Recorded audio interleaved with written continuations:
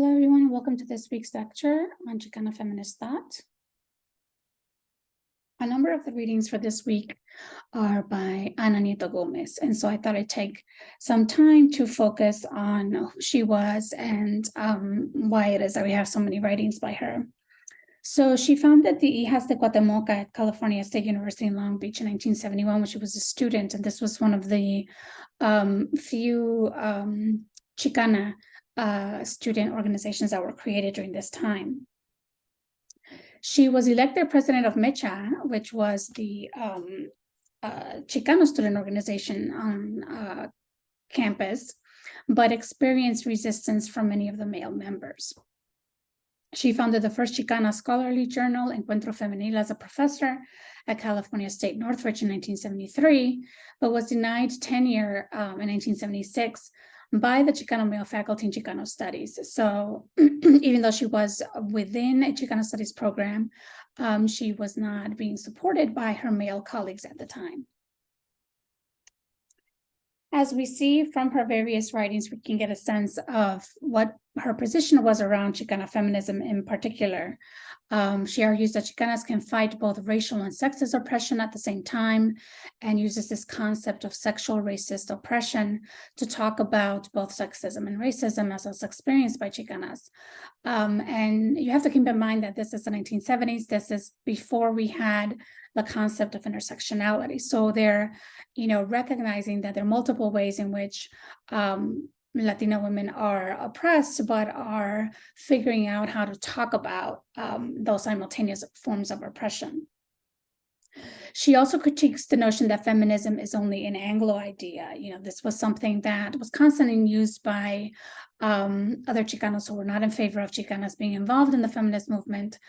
And one way was to dismiss it as, well, that's an Anglo thing. And her point is that saying this is actually sexist because it suggests that Chicanas can't think for themselves. She also talks about the Chicano male privilege and is critical of that. And also discusses how Chicana feminists experienced harassment from Chicano men and Chicana loyalists. As we've talked about before, Chicana loyalists were Chicanas who were not in agreement with women bringing up women's issues within the Chicano movement and believed that those were more individualistic, selfish kinds of things to think about, and that they should focus instead on the broader Chicano movement. She also clarifies distinctions between Anglo and Chicana feminism. So she's, often making this argument about how Chicana feminism is different from Anglo feminism. And so it's not an indication of them selling out to white feminism, but that there were distinct things that Chicana women experienced as women that they needed to talk about that was different than what the mainstream white feminist movement was addressing. So she provides for examples such as how when addressing health issues, each movement is going to address those issues differently, where the Chicana in particular would address whether their doctors are racist or not, or being limited financially to just public hospitals. These are issues that the mainstream women's movement wouldn't touch upon when they were talking about health issues related to women.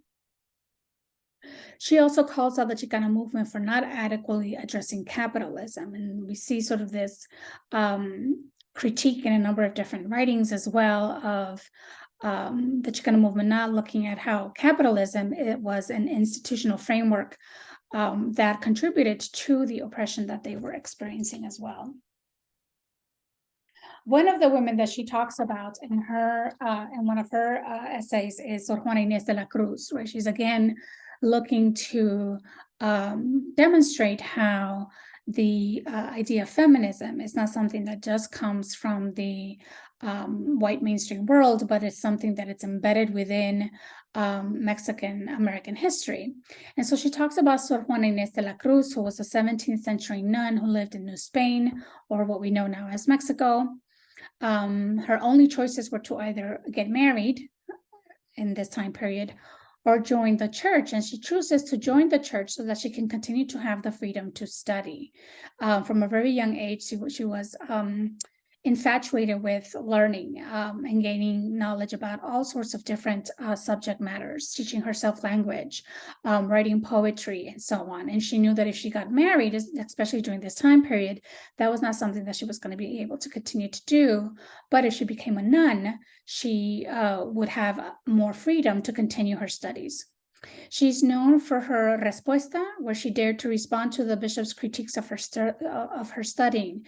She came under major criticism from the bishop about her intellectual endeavors, and so he wrote a scathing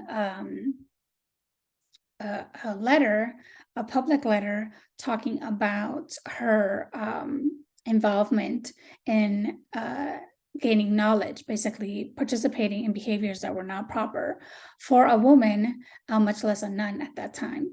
And this was intended to silence her or to intimidate her. Instead, she wrote a response to the bishop talking about the importance of women having an education.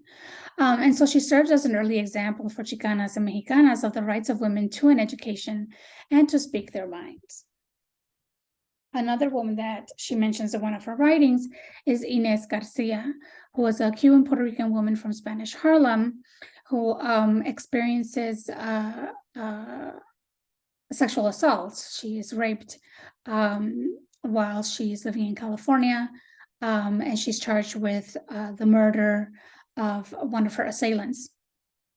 And during this time, she becomes, along with a number of other women who had similar cases of where they killed their sexual assault assailants, as symbolic of the rights of women to defend themselves against their rapists.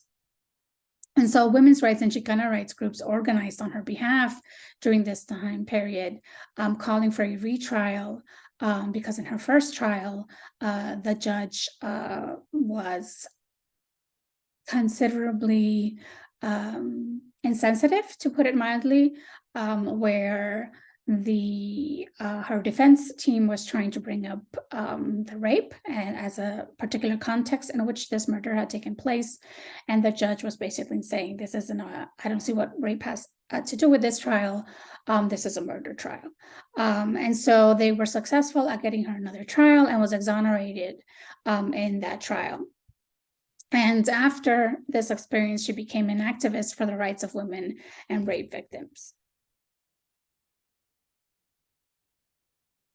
The final piece for this week focuses specifically on the student movement and the involvement of Chicana women, Chicana students in this movement.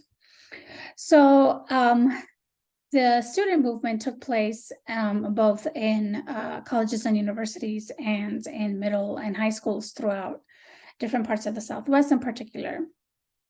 In the universities, this took the form of Chicano student organizations being created in different colleges and universities in the Southwest.